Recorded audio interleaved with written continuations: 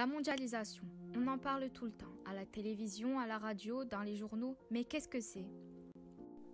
La mondialisation, c'est l'idée que le monde est un seul grand marché. C'est le commerce à l'échelle mondiale. Un produit imaginé aux États-Unis peut être fabriqué en Chine et vendu en Europe. Le but, produire toujours plus pour moins cher. C'est un processus ancien. Certains historiens estiment que ses bases ont été posées dès l'Antiquité, avant de se mettre réellement en place au milieu du XIXe siècle. Elle résulte tout d'abord de la volonté des États qui ont souhaité ouvrir leurs frontières dans le domaine économique afin d'encourager la croissance. Cette évolution initiée par les États-Unis dès 1945 est désormais acceptée par l'ensemble des pays industrialisés et par un nombre croissant de pays du Sud. Elle s'est traduite par la création de grandes organisations économiques internationales comme le FMI ou l'OMC. C'est un phénomène qui, grâce aux évolutions techniques et technologiques, a pris une ampleur très importante.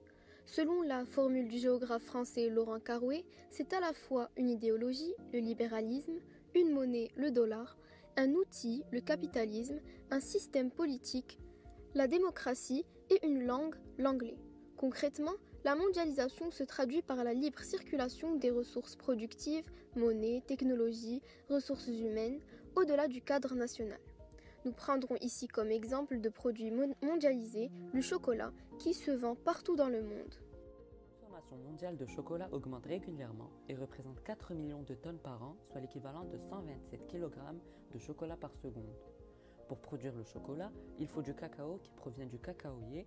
Le cacaoyer pousse sous un climat chaud et humide, principalement en Afrique et en Amérique latine. Cependant, le chocolat parcourt plusieurs centaines de kilomètres avant d'arriver dans les confiseries des pays de l'hémisphère nord, où il est majoritairement fabriqué et consommé. Le chocolat est donc fruit de l'interdépendance au niveau mondial. La mondialisation a aussi transformé les sociétés, par l'apport de marchandises et de produits mondialisés comme l'iPhone ou le Coca-Cola. Les habitants du monde entier peuvent consommer et utiliser des produits qui ne sont absolument pas originaires de leur pays.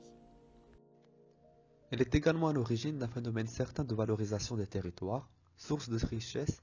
Elle dope la croissance économique, ce qui permet aux métropoles, aux régions, aux États qui en bénéficient de se développer. Les classes moyennes et aisées des villes voyagent et consomment des produits de luxe importés. Toutes les régions du monde ne sont pas intégrées au village global de la mondialisation.